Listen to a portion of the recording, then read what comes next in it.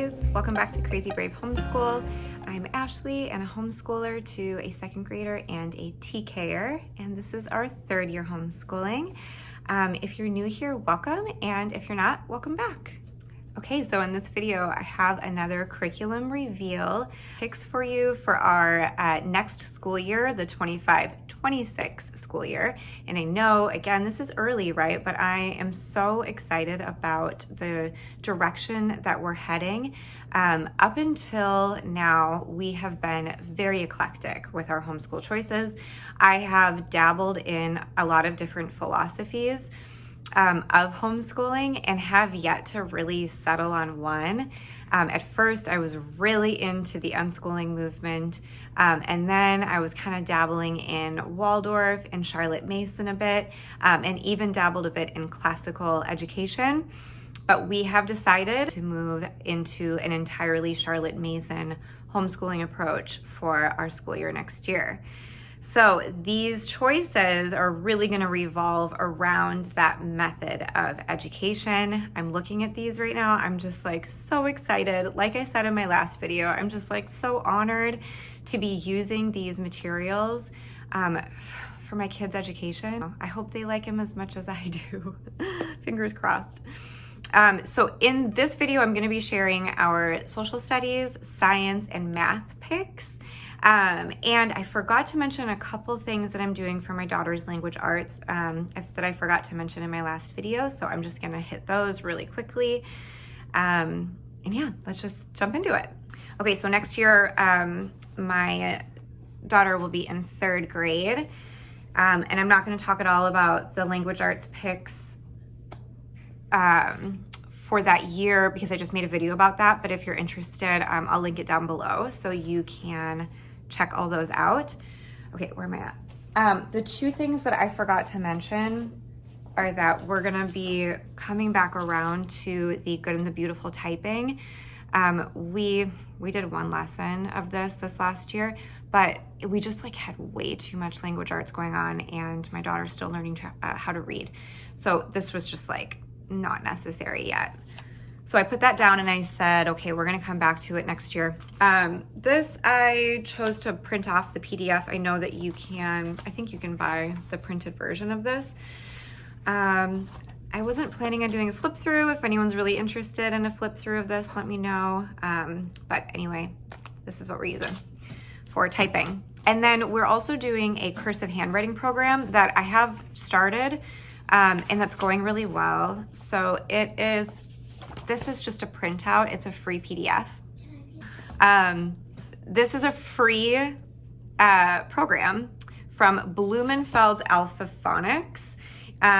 This is a cursive handwriting program that is really straightforward. So let me just I don't know if I've actually shown this yet. Okay, so the lessons are honestly just listed like this. So like this would be the syllabus, but then he shows you for each lesson. And again, it's really simple and straightforward.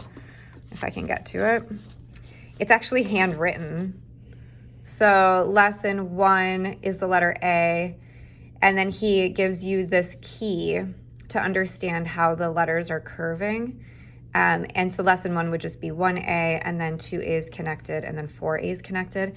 I've been using our, I've been using our companion notebook from Land of Kakiak to do this. And I have my daughter highlight the letters first, and then she writes them on her own.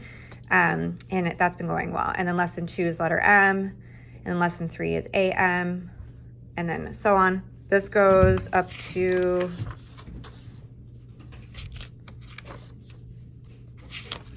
sorry, it's actually kind of big. Here's a breakdown of the strokes in the order of presentation.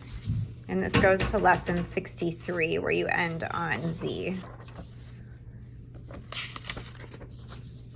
So then here's each letter really kind of explained with those strokes. Yeah, so this is just great. I really love the simplicity of it, and it's been working out fine. I've got Poppy here.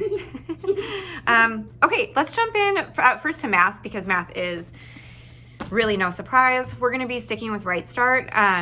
My son is currently doing the Good and the Beautiful kindergarten math program because it's just a little bit better suited for his age and personality and maturity level right now. I did get through 20 lessons of Right Start Level A with him, and it was going well. But again, I just think this is just slightly more mature than where he's at because he did just turn 5.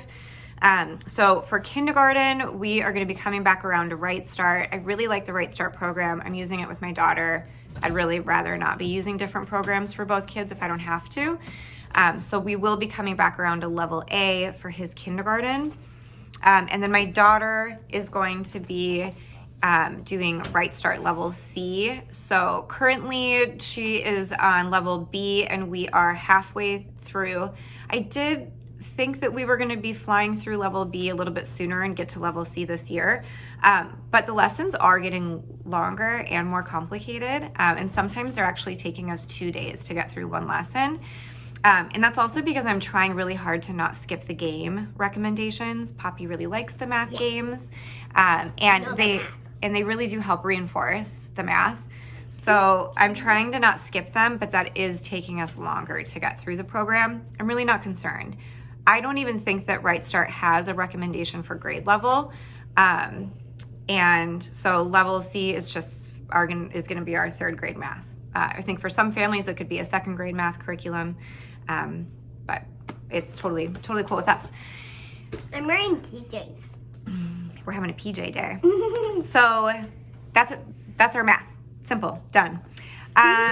Getting into science. Simple, done. We are going to be using the program from Under the Home. We're doing her grade 3 science, which for Under the Home, if you missed my last video, it is a totally Charlotte Mason inspired free curriculum. And we're going to be using about 4 subjects from her curriculum. Level 3 science is nature study. Charlotte Mason really just recommends nature study through grade 4. And so we are going to be doing this Burgess flower book for children. Did we do this already? We have not done this. Look at this gorgeous book. So this is a hardcover edition that I got from Thrift Books. I don't remember what I paid for it, and I think it is in black and white, but there will definitely be illustrations in here. Flowers!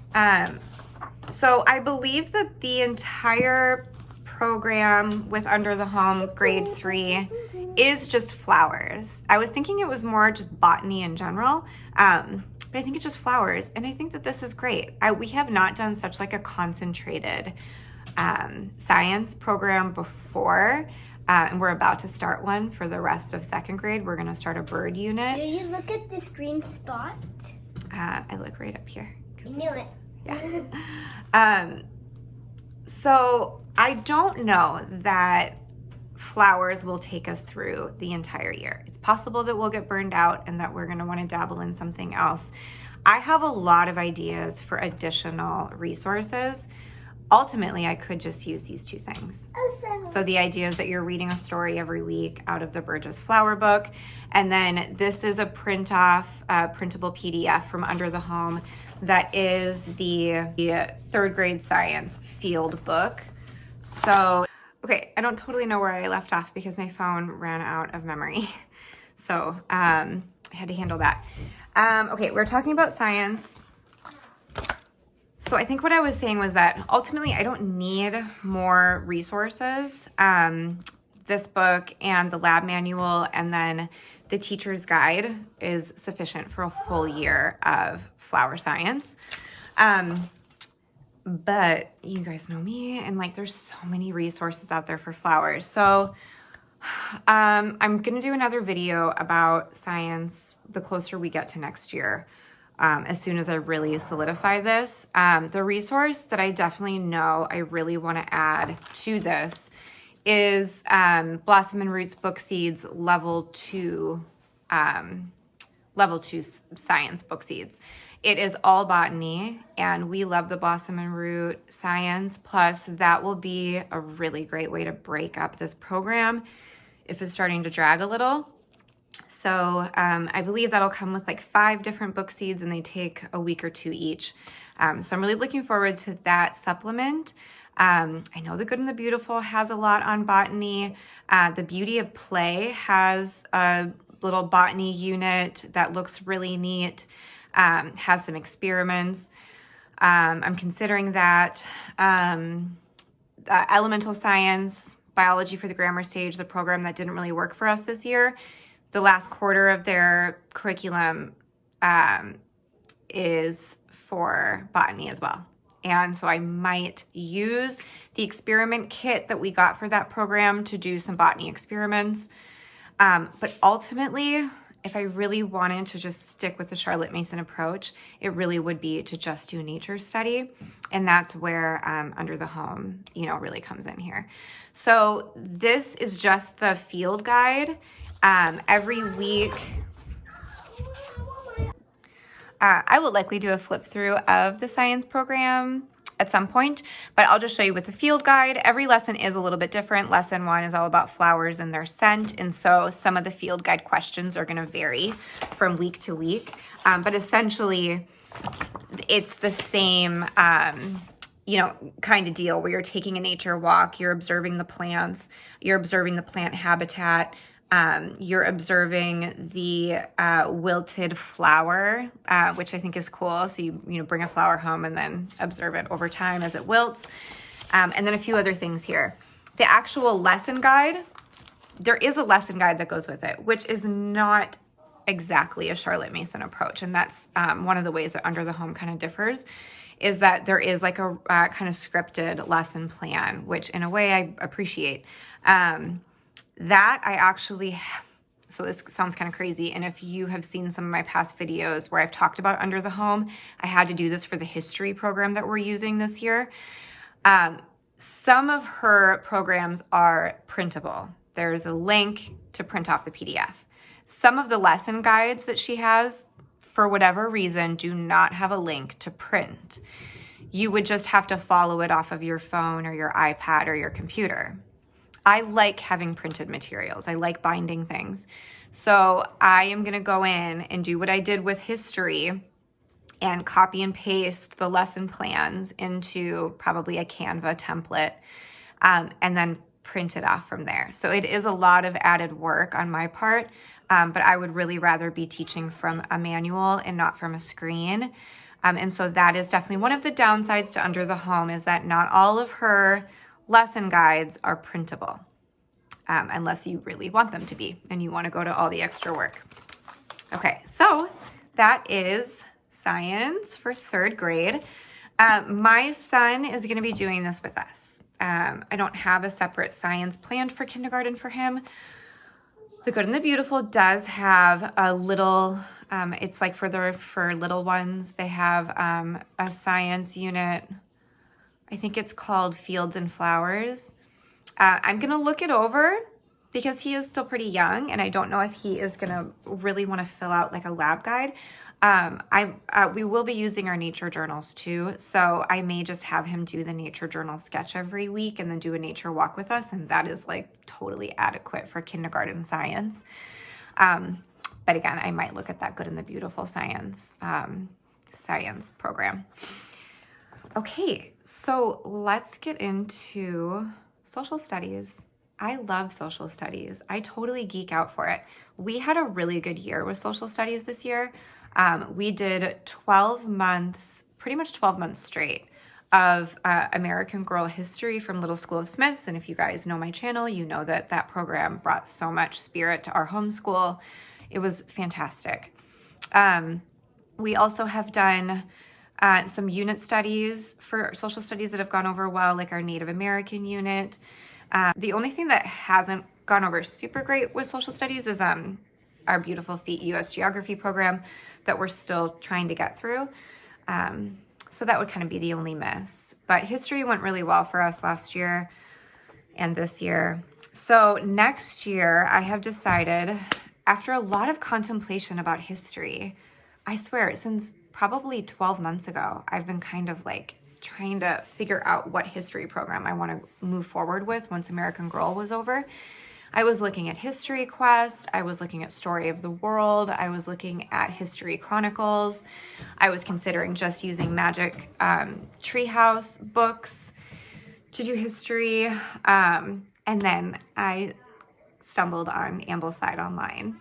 And I was most wooed by their history choices. Out of all of the subjects that they curate, I was really into their history books. So Charlotte Mason is all about learning through stories, and what a great way to learn history. You know, instead of textbooks, instead of lesson plans or workbooks, right? Just read great stories and then narrate. So that's the direction that we're taking next year. We are trying Under the Home History for spring semester this year. I wanted to try it out. I just wanted to see because she does have lesson plans. They come with lots of fun activities. So we're trying it out. If it goes, oh my God, my husband's weed whacking, so I really apologize. I'm just gonna keep going. If Under the Home goes really well with history, I hope it doesn't throw me off because like I'm pretty set in what we're gonna do next year, but we'll see. So Ambleside Online has a few books scheduled for year 2. Our Island Story is one of them. Here's the thing though, we're not gonna be following Ambleside Online's schedule to a T. We are gonna be using their book recommendations for history, but because we're starting out at year 2 and my daughter hasn't started with Ambleside from the beginning, I really didn't want her to miss out on some of the great book recommendations. And so I've decided to pick a few things from year 1 to read to her, you know, for our history. So our Island Story, for instance, starts at chapter 22 for year 2. I want to start at chapter 1. So we're going to start from the beginning and just craft our own schedule around this book. This is all British history. So that's great. We have not studied British history at all. Another book from year 1 that I didn't want to miss is Viking Tales. This is really, really tiny. Our Island Story, I think Ambleside, this takes them through at least a few years. So this will be with us in our homeschool for quite a while.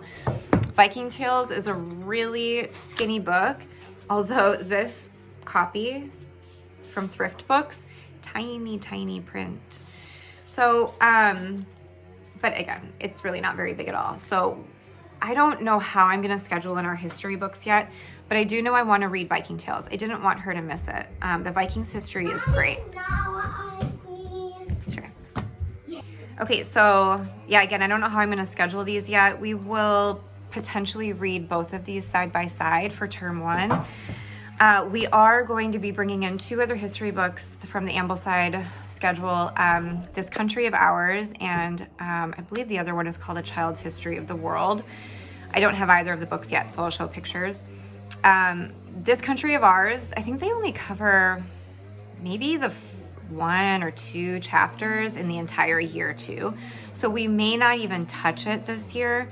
And then we may just start it next year. A Child's History of the World is covered a lot more. And so we will have to kind of figure out if and how we want to schedule that book in amidst these 2.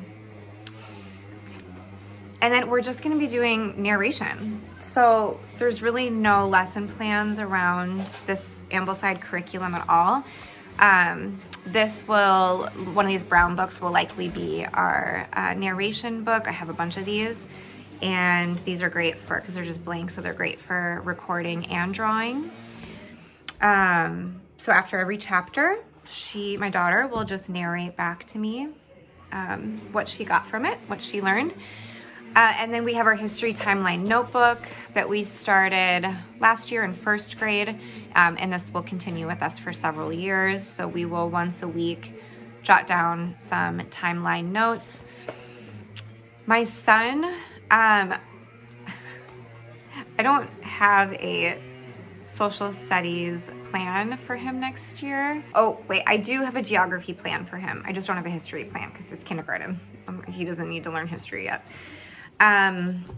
And then, you know, Ambleside has a ton of additional resources that other parents have contributed on their website or on their Facebook page. I'm not going to announce any of the resources I'll be using yet because honestly, frankly, I haven't decided. But it is in the back of my mind that there are a lot out there. I don't want to get too distracted. It's my first year using Ambleside, so yeah, again, I just don't want to get too distracted by all of the other stuff that's available. The one resource that I really do need to get, in addition to our books and narration and timeline, are some maps. So we have a world map and a US geography map that are just like, you know, they're perfect for these younger years, but I would like to get a map that has a little bit more information on it. And some YouTube mama that I follow, she recommended Rainbow Resource has some table maps that are really great. I would much rather have maps on the table versus on the wall because we are going to be referencing so much geography with our Ambleside choices. And so I just want to have the maps there available to the kids throughout every chapter that we read. But other than that, I think that's really the only other like resource that I need to add to these books and narration.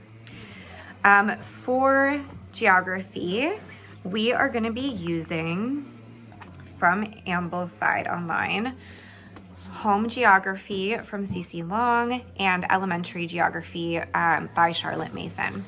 So both of these books are recommended on the year 2 Ambleside schedule. The schedule's pretty loose for it. I don't even think that they really have it so much broken down by chapters. But I think they have it broken down by subjects. So maybe this week you make sure you're going over compass and the next week make sure you're going over like, I don't know, longitude and latitude or something. I love the way that these are written. I haven't really laid much of a foundation for geography for my kids. I think like, and, you know, as with maybe most people, when we think about geography, we're just like thinking about maps and like where something takes place. And so we're just showing them where this country is on the map. And maybe we're teaching, you know, the cardinal directions. But there's a foundation there that Charlotte Mason teaches that is just, it's straightforward and simple and clean and so logical. So for example, let me just look at the first lesson here. This is not a secular curriculum. For instance, the first lesson is actually a poem, How All Things Praise the Lord. We are a spiritual family though, so I am perfectly fine referencing God and guardian angels and other things in this poem. The reason that there is poetry in these books is because they actually are like referencing geography, like the sun and the stars and just like landscape. There's a lot of landscape references in the poems. And okay, so I'll just like read a few sentences. Lesson 2, Our World, Part 1. Perhaps you have not yet thought much about places far from the town or village where your home is. No doubt you have heard of the wonderful sights of London if you have not seen them, and you know that London and many other towns are in our own country, England. She's obviously writing from England. Perhaps too you have friends who have traveled and who speak of faraway places they've seen. So like conversational, which I really like. I could just see how that would spark conversation right away with my kids. So let's see. So for like this lesson 4, if you are on a hill or a tower so high that you can see over all the buildings near and beyond them as far as the eye can reach, you will find that you are in the middle of a great circle or ring. Everywhere all around you, the world and the sky seem to touch one another. It is not that they really do so, but the eye can see no farther because the world everywhere beyond this circle dips down out of sight as the sides of an orange might to a fly on the top. And then at the end of this part, questions on lessons 2 and 4. So then she has a list of questions, you know, gentle questions based on the lessons you went over. What is the shape of the world? Give one reason for supposing that the world is round. It's great. It's fantastic. So you're having the kids kind of narrate back to you, like you are asking specific questions. but they are just telling you what they know. You know, it doesn't really feel too much like drilling, and it doesn't feel like a test. It just feels like a conversation. So that's a little piece out of elementary geography. Home geography, a little bit more focused. So like lesson 1 is on position. Lay your hands upon your desk side by side. Which side shall we call the right side? Which side the left side? Put your hands on the middle of your desk on the side farthest from you. That part is the back of your desk. Think which is the front of your desk. Put your hands on the front of your desk. Simple and straightforward. This is perfect for like a kindergartner who's learning direction and left and right and things like that. Lesson 2 is how the sun shows direction. If I should ask which is the way to your home, who could tell me what I mean? You all know which way you must go to find your home, but if you should wish to go to a place where you have never been, you would ask, perhaps, which way is it? I'm really stoked on this. So for geography, like this is it. I think we're just, I don't think we'll even be doing any kind of like written, or I'll be scribing any narration for them. We're just gonna be doing the oral questions at the end of, you know, whatever chapter.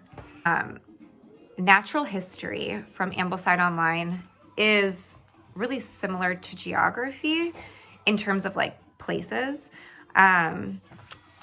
So we are going to be doing the Hauling Sea Hauling books. I have a couple of them here. Paddle to the Sea and Tree in the Trail.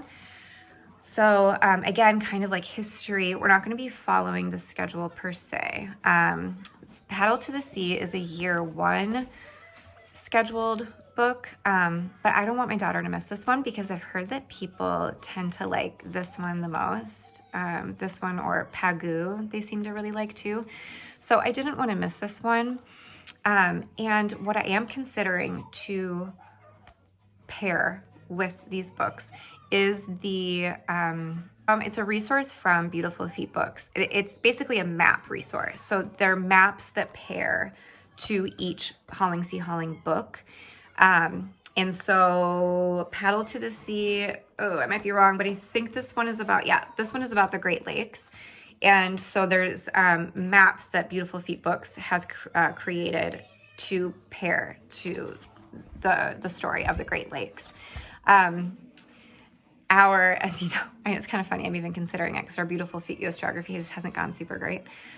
It's not a curriculum. They're just the maps. I believe there's no lesson plans. And so I'm kind of hoping my kids might be into the map work, although getting through our US map has been kind of a chore. I can't really say no to it because it's so cool that there's these maps paired to the books. And so it's just going to help reinforce the geography learned there. So anyway, we are going to do Paddle to the Sea between first and second term.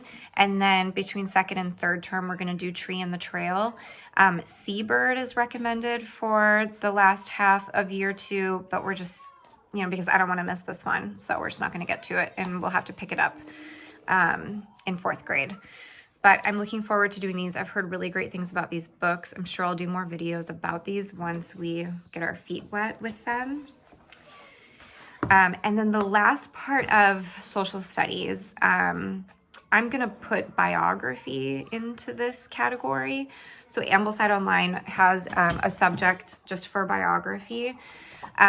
We are going to be, so again, I did not want to miss Leaf the Lucky. And I think this might be a good one for my son too.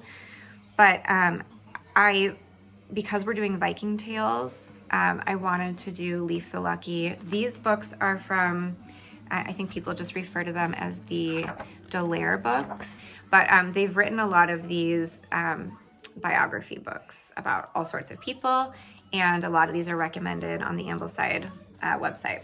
This one is about Leaf the Lucky, so it's all about the Vikings, and I just didn't want to miss it. So we're gonna fit this one in, and then I'll show a picture here. We're also gonna do Joan of Arc, which I believe is recommended for the year 2 biography. So we're gonna see if we can do both of them, but definitely this one. Okay, so that's what I have for math, science, and social studies. for next year. I felt somewhat more prepared for this video than the last, but I still feel like I probably forgot to mention a few things. And also I know that these choices may get reworked a little bit just because we are quite a ways away from next fall. But I'm really excited about these. I think that they're just going to be great for our homeschool. So stay tuned. Hopefully in the next few days, I will be posting a video for our enrichment subjects. This is going to include foreign language, Shakespeare, studio art, art history, composer study. I think that's it. So stay tuned and I hope you guys have a great week. All right, bye.